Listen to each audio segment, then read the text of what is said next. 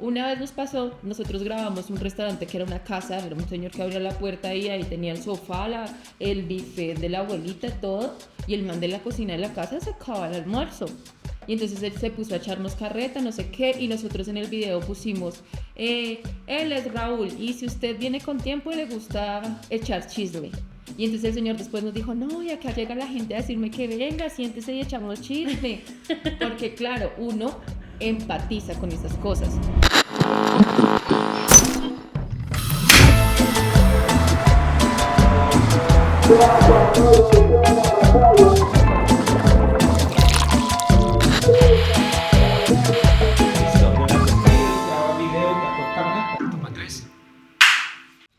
Bienvenidas y bienvenidos todos a este espacio, una serie de 8 video podcasts del proyecto Transmedia Relatos Unidos. Aquí hablaremos sobre los barrios, la unidad más pequeña de las ciudades, sus dinámicas y sus comunidades. El día de hoy nos acompaña Luisa Cruz. Bienvenida, Luisa, gracias por estar en este espacio. Cuéntanos a qué te dedicas. Gracias a ustedes por invitarme. Yo soy comunicadora social y periodista y actualmente tengo una agencia de creación de contenido para redes sociales. Luisa, tengo una pregunta para ti antes de empezar con el tema del día de hoy y es ¿cuál ha sido tu experiencia en los barrios? Bueno, la parte de mi infancia y adolescencia yo lo viví en Engativá, en un barrio que se llama La Granja. Ahí en ese mismo barrio yo estudiaba. Luego, cuando ya me independizo, me vengo a vivir acá por Teusaquillo, ahí como por el Movistar Arena. Sí siento como un poco el cambio, puesto que como yo había crecido en Engativá, acá ya yo no tenía como mis amigos, no tenía la confianza con las personas, no sabía muy bien cómo ubicarme. Y lo que pasa con este barrio de Engativá es que pues no hay tiendas cercanas.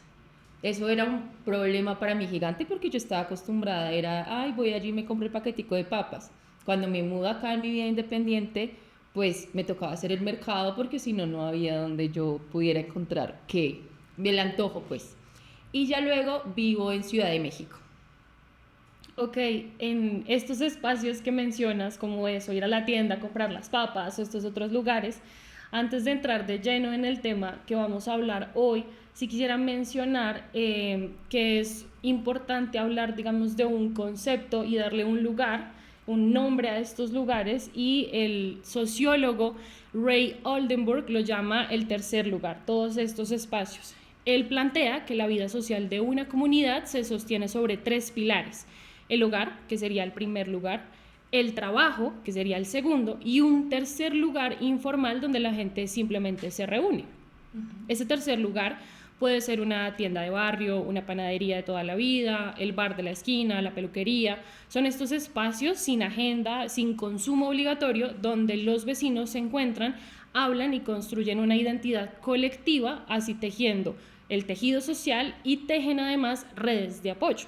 Aquí lo clave que habla el sociólogo es que estos lugares son democráticos, estos lugares no requieren dinero ni estatus para poder entrar y en ese sentido funcionan como un pegamento social de las comunidades. ¿Puedes ver que eso cambió o tenías estos espacios o cómo los relacionas? De hecho, eso es algo muy curioso porque cuando yo me mudo de Engativá y me vengo a vivir a Teusaquillo, mi tejido social se pierde por completo. Y para mí la única manera de yo como sentirme en confianza, segura, era como necesito hacerme amigas acá en esta zona. Okay. Entonces para mí mi tercer lugar fue la biblioteca. Entonces la Virgilio Barco me quedaba cerca y yo dije, no, yo allá tengo que hacerme amigas para yo poder sentirme cómoda acá, porque yo venía muy acostumbrada de que mi amiga vivía detrás de mi casa, de que yo abría la ventana y al frente veía a mi amigo del colegio, y cuando yo me mudo acá pierdo todo ese tercer lugar, básicamente, porque yo podía ir al parque, pero pues era muy difícil yo decir como, hola, estoy buscando amigas. Entonces para mí la biblioteca fue ese tercer lugar que me ayudó como a sentirme en una red.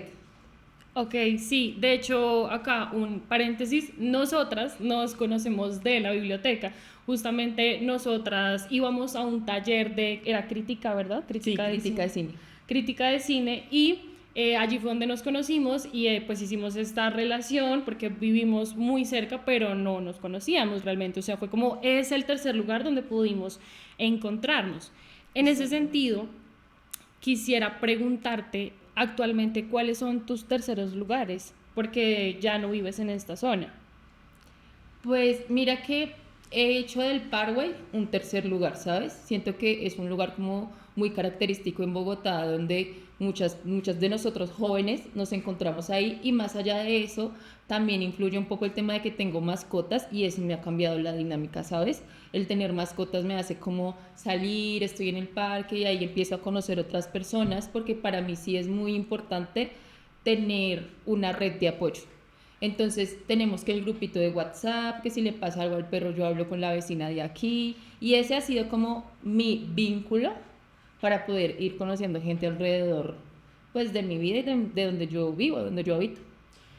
Tengo una pregunta, como mencionas que viviste primero en Engativá, luego estuviste en Teusaquillo, eso es como Nicolás de Federman, Sí. y ahora estás también en Teusaquillo, pero más hacia la zona Parkway. ¿Cómo puedes ver que cambian estos espacios en torno a la economía? O sea, ¿cómo son las dinámicas económicas en estos diferentes barrios? Ok, digamos, en Nicolás de Federman yo siento que sí hay como una familiaridad, o sea, es un barrio que es de tradición. Hay las personas que viven son que mi abuelito tenía esta casa y la compró y entonces se la dio a mi tía y terminé yo viviendo. Y el Parque Nicolás de Federman tiene unas dinámicas culturales muy fuertes. En Nicolás de Federman están que los skates, porque está el miércoles de Federman, que llega toda la gente allá y se reúne. Hay también como una cosa de carros pequeñitos. Hay unas personas que lo hacen los fines de semana como competencias ahí en Federman. Ahorita Federman también tiene una red muy fuerte de carros eléctricos porque ahí está la electrolinera. Entonces Federman yo sí lo siento que es un punto de encuentro de esta zona. Cuando ya me mudo a la parte de Chapinero, ahí es una dinámica muy diferente porque hay muchas universidades, entonces no es que sea familias, por ejemplo, yo en mi edificio nunca he visto un niño, ahí solo viven jóvenes o personas con perros. Entonces ahí ya como que yo veo que las dinámicas cambian muchísimo. Y entonces está la parte que es de universidades, que es jóvenes universitarios estudiando, y está Federman, que es la parte de familias. Mira que tiendas de barrio yo no he visto ni en Federman como tal, porque pues la única tienda que conozco es como el Oxxo, que fue lo que llegó ahí un poco a surtir la zona, digamos. Y en Chapinero, donde yo vivo, mira que casualmente también pues está el Oxxo, o sea, hay un tema muy interesante con las tiendas Oxxo, porque yo sí siento que están como colonizando todo lo que es el mercado de los barrios. Sí, como lo que antes eran las tiendas de barrio están empezando a desaparecer y ahora empiezan a llegar como estas tiendas de cadena, digámoslo, Exactamente. que empiezan a posicionarse como la tienda para surtir todas las casas dentro de los barrios, las casas o los apartamentos. Exacto. Y mira que con el Oxxo es algo muy curioso porque son 24 horas. Entonces, si tú los ves, son barrios que tienen una vida como nocturna, que ahí te puedes como decir, listo, en Chapinero hay muchos bares, ahí está el Oxxo. En esta zona de Nicolás de Federman, lo que te cuento que hay como ese parque reúne mucha gente, como un entramado ahí social, ahí el Oxxo está 24 horas y tú tienes todo ahí mismo. Creo que es muy curioso porque digamos que en mi caso ha sido al revés. Yo no he no me he desplazado a ningún otro barrio, o sea, toda la vida yo he estado viviendo acá en el Rosario, este ha sido el barrio de toda mi vida. Y acá no ha llegado realmente ninguna tienda de cadena como a posicionarse dentro de la zona. O sea, el Rosario es un barrio muy pequeño, pero pues de la casualidad que está sobre la 30, sobre la 63, el Parque de los Novios y la Carrilera. Entonces, digamos que para desplazarte a una tienda, digamos, de cadena, debes sí o sí salir del barrio. Entonces, en ese sentido, lo que hay más acá son las tiendas de barrio como más tradicionales y más populares del vecino, que tú conoces al vecino, vecina que te vende las cosas y ya si quieres ir a un supermercado debes desplazarte. Ahorita, hace unos años, el barrio siempre fue de casas, así casas tradicionales más de herencia familiar, como decías, pero hace unos años se construyeron 3 torres de 30 pisos en una de las esquinas, como en una de las puntas del barrio. Y es muy curioso porque antes, como te digo, no había ningún supermercado más grande. Digamos que, claro, las tiendas de barrio funcionan un montón, pero llega un punto en donde uno necesita hacerse muchas más cosas que solo encuentras en estas cadenas. Y hace una semana abrieron un de uno. pero fue solamente hasta que llegaron unas torres y hasta que la zona empezó a volverse más comercial que se volvió necesario tener un supermercado como tal dentro del sector. Entonces ahí es donde empezamos a hablar de esto que veníamos conversando antes y es como la gentrificación comercial. Y para hablar de la gentrificación comercial, hablamos de la socióloga urbana Sharon Sukin. Ella amplió el concepto de gentrificación más allá del desplazamiento residencial, como se conoce, de los habitantes de verse en la necesidad de desplazarse a otros lugares por la valorización del sector, sino que para ella la transformación más silenciosa y cotidiana ocurre en el comercio. Sí, en los comercios de las tiendas de barrio y cómo empiezan a llegar estas cadenas, por ejemplo eso, que ahora tengamos barrios en donde no conozcamos tiendas de barrio, sino únicamente tiendas de cadena o necesitemos desplazarnos a otros lugares. Y de hecho, eso te modifica un poco el tema del consumo, ¿sabes? Yo siento que cuando están estas tiendas masivas y tú llegas y dices, no, es que yo quería ir a comprar a la tienda algo de aseo. Tú llegas a esas tiendas grandes y tú te terminas comprando que la galletica, que la cosa de aseo, que entonces el jamón y vas incluyendo muchas más cosas a tu consumo que no lo haces con las tiendas pequeñas, porque en las tiendas pequeñas tú vas y le dices, vecino, alcánceme el jabón rey, pero acá no. Claro, en estas tiendas de cadena dentro de los barrios, Sí. porque al uno ir a acceder como a tomar las cosas en las vitrinas es diferente al tener esta relación con el tendero o con la tendera. Y bueno, en ese sentido, cuando hablamos de la gentrificación comercial, para ella, como te decía, esta transformación más silenciosa y cotidiana ocurre en el comercio, cuando la tienda familiar, esto que venimos hablando, es reemplazada por una boutique de diseño, por un supermercado, cuando la panadería del barrio pasa de un café de barrio, de tienda, así de panadería, como de sentarse a echar tinto, A y un pasa, brunch. sí, es eso, un brunch, es como, Sí. ay no, esta hora es súper high, te pasan la carta súper plastificada, entonces ahí empieza a ocurrir esta gentrificación comercial y es muy curioso porque empiezan a cambiar todas las dinámicas. Yo no había pensado en eso, en cómo uno entra a los supermercados y uno empieza, ahí uno se da cuenta que uno necesita un montón de cosas. Total. O sea, es como uno iba por un, no sé, un papel higiénico y sale con una bolsa. Es más, a mí me ha pasado que llega uno a la tienda sin bolsa ni nada como de las ecológicas porque uno va a comprar una cosa y llega a la caja y es como, ay, qué pena, me vende una bolsa, por favor, porque sale uno con un montón de cosas. O sea, como que esa dinámica cambia en la tienda de barrio. O sea, una de las cosas que yo he notado es que se pierden de lo que construye el tejido social. O sea, en ese sentido, cuando uno, por ejemplo, y me pasa a mí todavía a día de hoy, que por ejemplo mi mamá necesita comprar algo, pero ella no está en el barrio y me dice, vaya a la tienda de tal y le dice que le fíe esto y yo voy y se lo pago.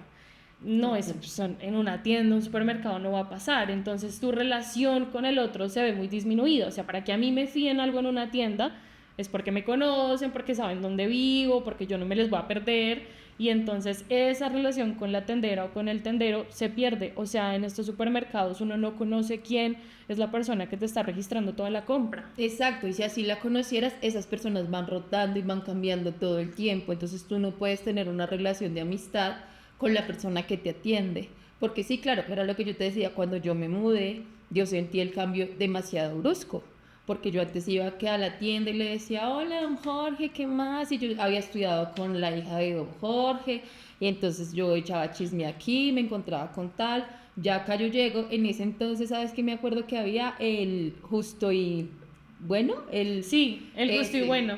que igual terminó en la quiebra, pero entonces, claro, cuando yo vengo al Justo y Bueno, yo como, ay no, y acá qué esto, que aparte unas marcas que uno nunca en la vida ha visto, que quién sabe eso de dónde lo sacan, una marca de leche que uno, en cambio uno allá va y le dice, no, decide la barata.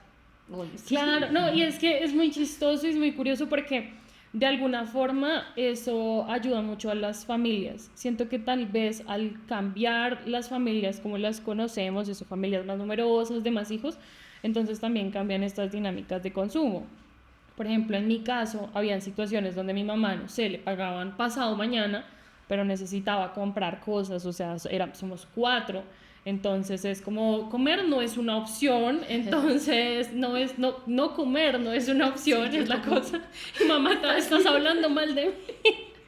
No comer no es una opción, entonces Claro, ella va a donde la de la tienda, que la tendera es una amiga de ella y le dice, oye, qué pena, o sea, no le tiene ni que explicar la situación, simplemente es como, oye, ¿será que tú me puedes fiar y te pago en 2 días? Y claro que sí, entonces sacan el cuaderno, porque aparte de eso súper Sí. con el cuadernito de cuentas, sacan el cuaderno y empiezan, nombre, listo, hacen la suma, debe tanto, y luego pues vas y pagas. Pero pues ahorita eso no pasa, y entonces es como, si no tienes, es obviamente o con la tarjeta de crédito o pues no lo compras, porque pues quién te va a ir a un de uno a decirle, oye, qué pena, será que me fía y le puedo pagar pasado mañana. No. No hay la menor posibilidad. Esa red, más allá de que se pierda, tú te sientes, es un poco desprotegido. Te da la sensación de estar súper desprotegido. Súper solo. Exacto. Es como no tengo nadie que me apoye. Si me llega a pasar algo en un sentido en que necesite un apoyo, por ejemplo, eso, de abastecerme de algo, no tengo quien me apoye. Salvo No, si tengo un total. amigo o algo que confíe mucho para poder decirle como, oye, qué pena, me puedes prestar o algo. Pero si no lo tengo, no hay esa confianza como con el tendero o la tendera de decirle, oiga, qué pena, a ver si fíjeme y yo le pago. Sí, o que te guíen alguna cosa, que tú llegabas a la tiendita del el Fruver y tú decías, no, pues, ¿cuál es el cilantro y cuál es El acá el perejil. perejil? Eso no va a pasar. Mi mamá me dijo que me mandaba por 500 de perejil. Es como, sí, No, vaya usted mira a ver cómo soluciona y yo acá solo le facturo. tal cual. Se vuelve simplemente una transacción. Sí. Es que antes había ahí como, o bueno, seguramente en estos lugares donde todavía están estas tiendas de barrio, sigue existiendo, en mi barrio aún ocurre, pero me refiero como que la tradición en esos momentos era que existiera un tejido social, Sí, un una vínculo, una comunidad, y ahorita es simplemente una transacción. Tú Exacto. adquieres, compras, te facturo y se acabó. Hay algo que, y ya pensándonos un poco, entrando a ver cómo esta dinámica de la gentrificación comercial y pensándonos en el marketing, que pues suena gracioso, suena chistoso, pero siento que es una realidad, y es que tenemos la cafetería de barrio tradicional, incluso cafeterías donde todavía el tinto es como de termo y El vasito. versus el brunch. Creo que es como el mejor ejemplo que pudiste encontrar. Y pues de allí me surge una inquietud, y es por qué crees que empieza a ocurrir este fenómeno, que lugares, terceros lugares, que eran como un lugar de eso, de comunidad, de ir a sentarme, a hablar con el otro, y que no importaba tanto la estética del lugar, ahora se estén transformando en lugares que sean súper instagramiables, como hemos venido denominando esto. Ok, yo creo que eso también responde mucho al tema de cómo se ha ido mudando la gente del barrio y que te llegan personas nuevas, digamos, no sé, el caso de Medellín, porque Provenza antes era súper tradicional y ahora terminó siendo pues el super brunch, los cafecitos, el bar, las sombrillitas y todo esto que más que nada es incitar al turista, a la persona que y al joven. Siento que es muy de turistas y personas jóvenes que quieren como este tercer lugar, más de un lugar de ir a hacer una comunidad, a socializar o a alimentarse en sí, es a tener una experiencia, porque ya ahorita en marketing todo es, nosotros no te vendemos un servicio, te vendemos una experiencia.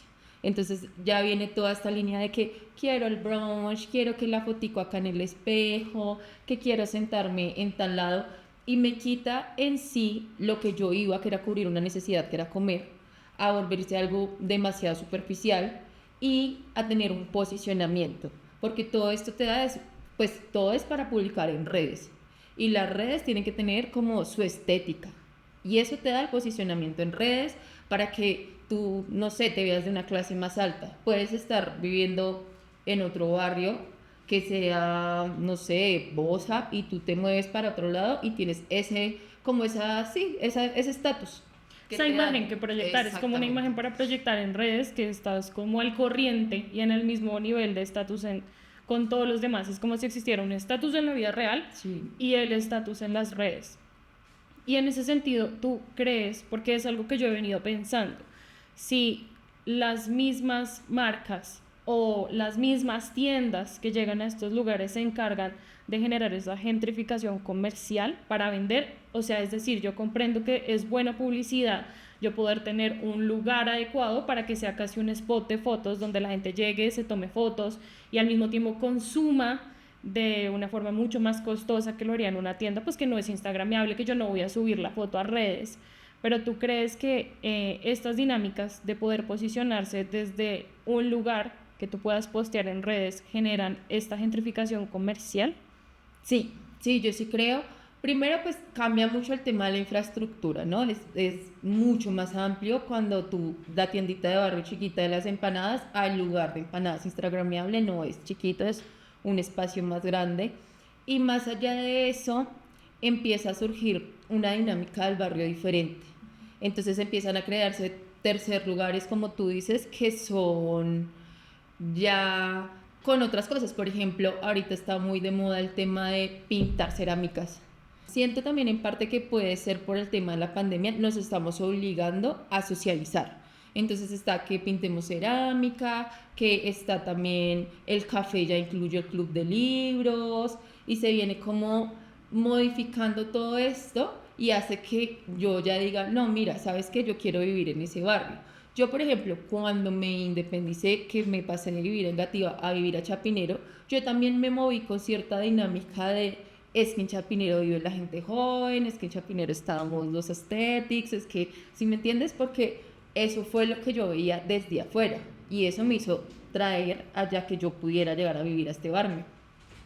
Ok, comprendo. O sea, de alguna forma, las redes sociales propician que ciertos sectores se vuelvan, no lo llamemos gentrificados, sino se vuelvan más deseados para vivir, Total. porque eso te genera un estatus social. Exactamente. O sea, en ese sentido es más importante que antes lo que decíamos, tanto con las tiendas de barrio más tradicionales de barrios populares, como estos lugares de comunión y de convivio. Entonces antes era, pues tú y yo nos sentamos en una panadería, no importa cuál sea, la del barrio, la que encontramos en el camino, porque lo importante es conversar, pero ahora hay un factor añadido y es, tenemos que construir nuestra vida, digamos, social en dos relaciones. Una, la que tenemos en la vida real, y la otra, la que tenemos en la vida en redes sociales. Entonces, en ese sentido, nosotros buscamos que nuestra vida de redes sociales tal vez no logra reflejar lo que es nuestra vida real, pero es lo que nosotros podemos exteriorizar en redes y ahí buscamos estos lugares. Total,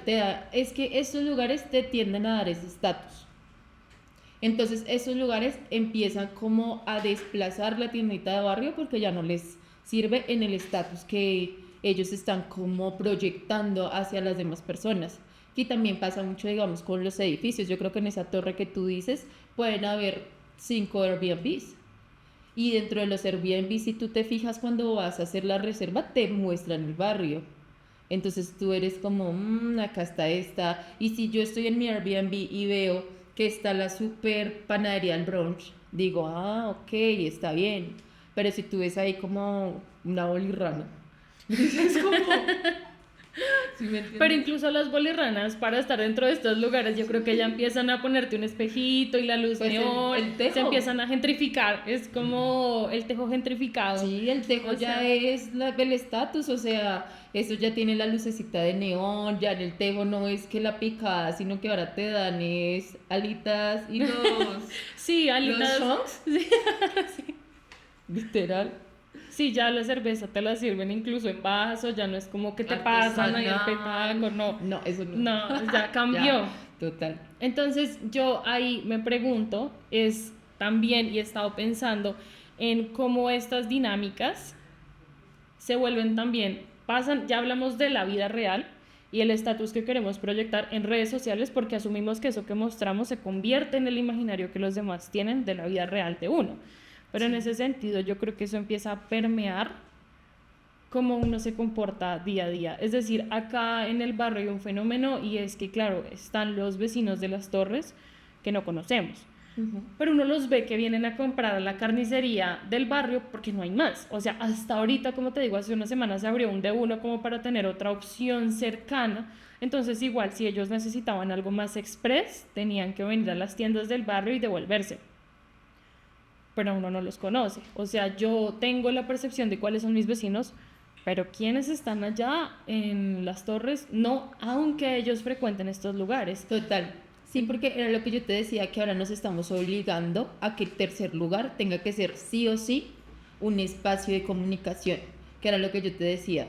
el cafecito y pintamos cerámica y entonces que, ay, me conozco con este, hablo, pero es obligado, no es que a ti te nazca venir y hablar con la otra persona. Y en últimas es que es muy diferente porque las dinámicas de tener una familiaridad en el barrio surgen justamente de crecer en ese barrio.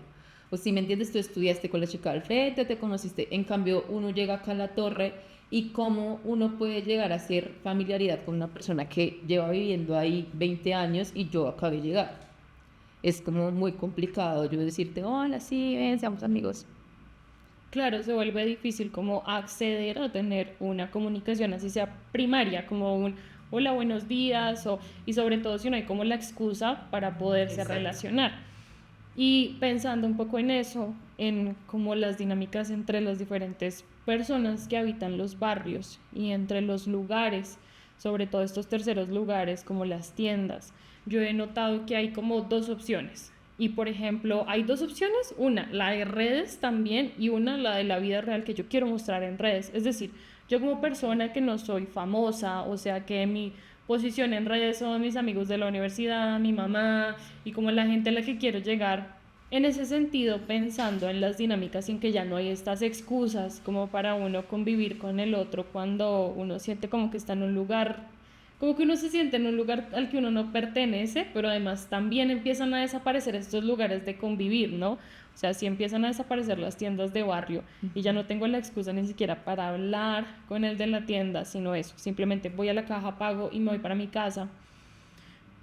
Yo he podido notar, y hablando también de la posición en redes, del estatus que uno busca proyectar, que por ejemplo uno como persona tal vez no famosa, no influencer, una persona que no tiene posición en redes, igual busca proyectar alguna imagen dependiendo de las ideologías, de los pensamientos que tenga.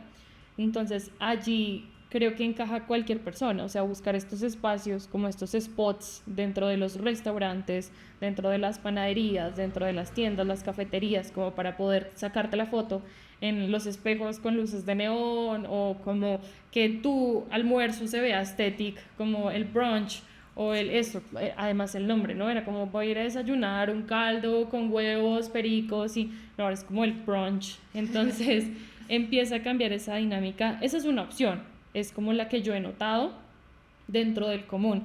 Buscar que esos espacios que tú frecuentas en la vida real, esos terceros lugares, puedas proyectarlos en redes sociales y que eso un poco hable por ti. Entonces es necesario buscar lugares y tiendas instagramiables. Pero hay otro lugar que yo he visto y es el tomar la nostalgia de lo popular, del barrio popular, para monetizar en redes o para generar contenido o para hacerlo visible, pero en realidad no es que volvamos a estos lugares de comunicación con el otro, sino entonces hay gente que he podido notar en redes que sube como su foto en una tienda que tiene el pocillo de las abuelas, que era como café colombiano, o los pocillos marcados alrededor con las flores, pero se vuelve más es como una nostalgia de Sí. lo que pasó, pero no es como la dinámica que se esté viendo en la realidad. Pues mira que ahí hay varias cosas. Nosotros, mi pareja es creador de contenido y nosotros con la agencia, cuando un restaurante nos dice, yo quiero tener presencia en redes, nosotros lo primero que buscamos es lo tradicional. ¿Por qué? Porque es lo que se hace más viral. De alguna manera se está convirtiendo en paisaje el hecho de que algo sea instagramiable, que es como, ay, muy bonito el espejo, pero termina siendo un paisaje de fotografía para Instagram. En cambio, lo que es súper popular termina teniendo una presencia en redes que da la nostalgia, pero ¿qué pasa? Que lo puede ver la chica que se fue migrando a Estados Unidos y no va a poder regresar a Colombia. Entonces es como, no, sí, yo extraño mucho la empanada, yo extraño mucho esto. Y eso hace que el lugar aproveche toda esta como visibilidad popular y crezca. Entonces, ¿qué pasa? Digamos, yo siento que si hace falta un arraigo cultural de nosotros como colombianos, entonces ahí es donde yo digo, sí es importante que uno tenga la idea de su tienda, que uno no se deje desplazar, que uno no crea que porque yo tengo pues acá la mesita de plástico y el mantel rojo con blanco, De cuadritos, como de piqueteadero. total, no me pueda servir en redes, porque eso es falso. lo más viral en redes es literalmente lo popular. Entonces, y eso, más allá de que sea instagramiable, se convierte en la experiencia porque yo sé que yo allá voy y le digo, hola, don Jorge, lo vi en TikTok. Una vez nos pasó, nosotros grabamos un restaurante que era una casa, era un señor que abría la puerta y ahí tenía el sofá, el buffet de la abuelita, todo, y el man de la cocina de la casa sacaba el almuerzo. Y entonces él se puso a echarnos carreta, no sé qué, y nosotros en el video pusimos, él es Raúl, y si usted viene con tiempo le gusta echar chisme. Y entonces el señor después nos dijo, no, y acá llega la gente a decirme que venga, siéntese y echamos chisme.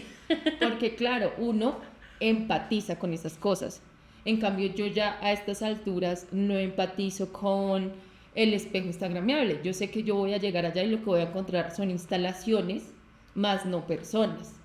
Entonces, lo que te digo, nosotros nos fijamos mucho en eso y las personas que tienen sus tiendas tienen es que fijarse en eso, en que ahí lo que da el valor y la experiencia soy yo, que he vivido en este barrio 30 años, que llevo cocinando 30 años, que sí, y apropiarnos es de eso. Para finalizar, y me parece muy curioso porque, claro, uno empieza a tener este imaginario de las redes, entonces imagina los spots, pero creo que al escucharte también siento que de alguna forma estamos buscando volver a trasladar esa experiencia en donde yo puedo conectar con el otro, donde no solamente me van a facturar o donde no solamente voy a ir a tomar una foto, sino poder conectar con el otro y sentir una familiaridad, creo que es la palabra, al momento en el que me sirven un plato, tener una tradición o como un bagaje cuando le dicen, no, no, no, es que esta lechona la hacen hace 50 años y entonces esto es un negocio familiar, entonces como poder conectar con esas experiencias que se están perdiendo en los barrios. Exactamente, y más allá de eso es un tema generacional. Tú, no sé, mi papá cumple años y yo a mi papá no lo puedo llevar al lugar instagramiable, porque ahí no le van a dar pues la frijolada que le gusta. Entonces viene siendo como, dependiendo la situación, tú puedes ir a estos lugares, pero no es como, es que este lugar instagramiable va a desplazar este otro lugar, no, porque es que a este lugar va una generación y a este otro lugar va la otra generación, que es la de mi mamá, mi papá, mi tía, que les gusta consumir ahí, o sea, las redes sociales, por más de que se vea instagramable, no van a permear esa barrera que ponen los papás, porque ellos quieren ir a comer harto, colombiano y que sea barato y bueno. Claro, lo comprendo desde el lado de las familias, digamos, cuando cambia la generación, tendremos que hacer otro podcast para mirar a ver si seguimos con la tradición de llevar a los papás a estos lugares que los hagan sentir más como en casa, creo que es un poco lo que uno busca en estos espacios. Pero quisiera que cerráramos y que pudiera yo hacerte a ti la pregunta sobre qué piensas de que en estos barrios tradicionales se estén buscando más populares, el barrio popular es donde te sacan la fritanga los domingos con así, con la mesa, le ponen el mantel, que estos lugares que guardan la tradición, o sea, que han estado allí por mucho tiempo, se empiecen a ver desplazados de sus territorios y ahora busquemos replicar esas experiencias en otros contextos. Es decir, me pregunto yo, por ejemplo, si yo me voy a vivir a un lugar que no conozco, donde las dinámicas, eso, tal vez un edificio donde no conozco a nadie, no sé quién es mi vecino, son restaurantes y cadenas de almacenes. Eh, Ir yo a buscar esa experiencia en un lugar, en la tienda, eso, de que me muestran en Instagram como acá venga y eche chisme con don José, Sí. ¿piensas que eso va a desaparecer? Es decir, o sea, que vamos a empezar a relegar esos lugares a espacios simplemente de visita, como viva la experiencia del barrio popular, pero que ya no estén dentro de los barrios, o sea, que la dinámica ya no sea orgánica de todos los días entre los vecinos, sino simplemente uno va y vive la experiencia en esos lugares que como que de alguna forma recrean estas tradiciones que eran naturales para todos los barrios. Es complicado porque hay barrios que ya están viviendo esa situación. Hay barrios que llegó la tienda, no sé, está ahorita un restaurante boyacense súper famoso. Y entonces tú dices, sí, claro, mi papá es de Boyacá, yo voy allá, no sé qué. Y la experiencia tú la vives, pero es muy difícil que tú vayas todos los días a pasar por ahí. ¿Sí me entiendes? Entonces se convierte es como en un, yo ya fui, yo ya lo viví, pero en mi barrio yo sigo en mi soledad, sigo con las dinámicas de que se está llenando de Airbnb, se está llenando de turistas y termina desplazándote. Terminas tú en tu comodidad moviéndote para otro lado y más allá de eso, si tú, no sé, digamos, eres dueño de la casa, ok, pero si tú eres arrendatario y resulta que este restaurante de allá ahora quiere coger esta parte como parqueadero, entonces te va a desplazar y tú, no sé, yo siento que puedes estar como encerrándote en un circulito en donde ya ni siquiera te va a interesar ir a hacer tejido social, porque eso pasa mucho ahorita. Hay personas a las que simple y sencillamente no les interesa hablar con nadie, que es súper cómodo ir a un de uno y que nadie te vaya a hacer la conversación, ¿sí? Entonces yo siento que eso responde mucho a para qué tipo de personas se está modificando el barrio, pero claramente sí afecta a las personas que están en un barrio popular porque obviamente las va a desplazar y se van a tener que ver obligadas a abrir sus dinámicas, ya sea económica, social, cultural, en otro lugar en donde claramente no vas a tener el mismo tejido social, sí se va a perder. De alguna forma pienso en que estos nuevos lugares, incluso eso, tener dentro de Bogotá un restaurante de cocina boyacense, ya eso te comunica algo, ¿no? Propiamente no sabemos si son o no de Boyacá los dueños, pero además estás queriendo vivir la experiencia de un lugar en el que no estás. Digamos, eso no es nuevo. Eso, digamos, a nivel regional o de países, uno lo encuentra en todas las ciudades y además cada país le impone como sus costumbres a estas comidas tradicionales o a estos lugares. Por ejemplo, eso cuando uno escucha a mexicanos decir, sí, pero es que allá los burritos y los tacos no son como los venden acá. Creo que eso es algo que hace mucho tiempo ocurre. ¿Tú crees que eso va a empezar a pasar con los restaurantes y las tiendas de barrio? Es decir, claro, tenemos esta postura de estos restaurantes regionales en ciudades que no corresponden, digamos, al lugar en donde se supone es la comida.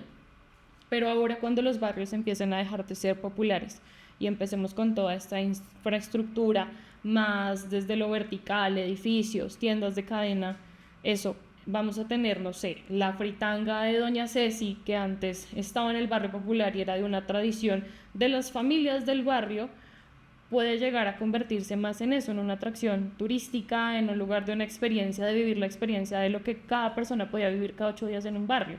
Sí. De lo que era como, ok, esto es sentarse a comer en una silla plástica, con una mesa plástica, con el mantel, con... ¿Qué crees que eso puede llegar a pasar? Sí, sí, yo creo 100% que eso puede llegar a pasar. Más allá, no sé si puede ser una apropiación cultural, puede que yo monte un restaurante de comida boyacense y yo ni siquiera haya ido a Boyacá.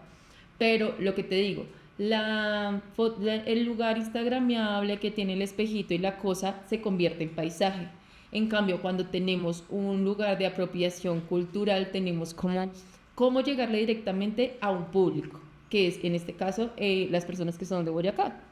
Entonces ahí yo ya me sectorizo, sé que estas personas van a venir a mi restaurante, la infraestructura tiene que ser muy amplia porque si tú te fijas estos restaurantes nuevos instagramiables son grandísimos y ahí yo voy a poder recibir gente masiva que viva la experiencia, que yo tenga este tema cultural ahí como en la superficialidad y pues me esté lucrando de eso. Por último, y para finalizar, quisiera que por favor nos compartieras cómo podemos encontrarlos en redes, porque sé que también hacen un trabajo alrededor de poder visibilizar esos lugares más de barrio, también como más populares, y es más foodie, es como ir a conocer, a probar y hacer visible, digamos, estos comercios, cómo los encontramos en redes y qué le dirías tú a la gente frente a sus consumos culturales frente a eso, al ir al lugar instagramiable o al ir a la panadería de barrio. ¿Cuál sería tu perspectiva frente a eso? Bueno, yo personalmente ya no copio de lugares instagramiables. O sea, realmente hay lugares que se pueden ver súper bonitos, pero por debajo siento que la comida es mala. Okay. Sí, o sea, a mí ahora eso me da esa percepción. Como que yo veo el brunch y yo ya me imagino ahí como una arepa fría, como una cosa insípida, entonces... Como la tostada dura con el aguacate, es que lo estoy viendo porque una vez me pasó, yo sí, no... total. Como que entré y, ay, vamos a ver a qué sabe esto. la tostada dura, con el huevo recrudo, con el aguacate ahí mezclado y que es como, ok. Exactamente. Entonces yo, como que lo que yo voy que veo en redes de consumo, sí me fijo mucho en la persona que lo hace. Entonces que, ay, doña Marta lleva 30 años haciendo tamales, entonces yo ya digo, ah, a ese tamal sí quiero ir.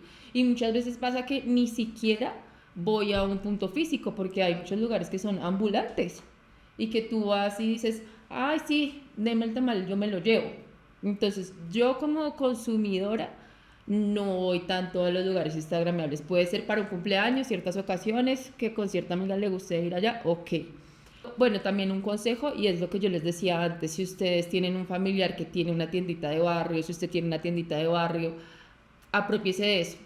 Apropiese de eso y cuente su historia, porque en redes, ya acabo de sacar marquetera, en redes lo que más se populariza es la historia. Si yo tengo una historia que yo digo, miren, esta es mi tienda y tengo una foto de la tienda en los años 80 y la tienda lleva más de 40, 50 años, eso le da a usted una credibilidad. Es que te das credibilidad. Yo voy ahí porque pues es que llevan 50 años haciendo eso. En cambio, con lo instagramiable eso se pierde.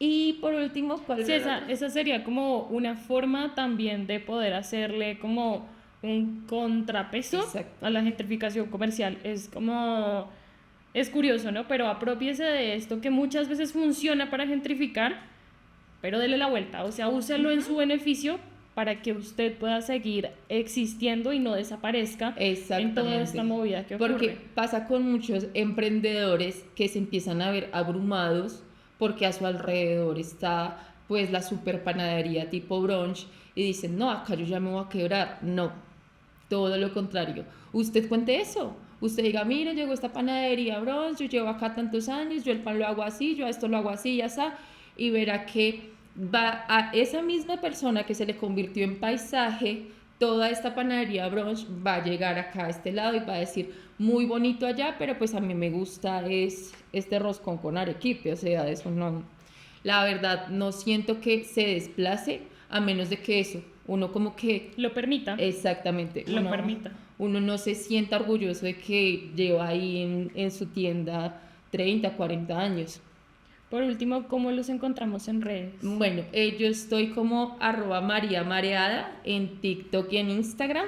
Y mi pareja, que es con el que yo creo contenido, estamos como Joel Alfonso. J Joel Alfonso. Agradecerte mucho este espacio, siento que es un tema muy amplio, el tiempo se nos fue muy rápido, pero muchísimas gracias por estar acá y por aceptar esta invitación. Claro que sí, ahí estoy para lo que necesiten.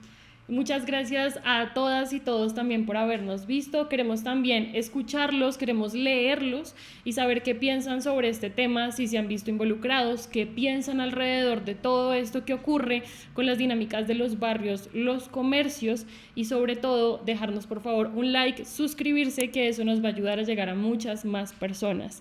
Gracias, adiós. Chao.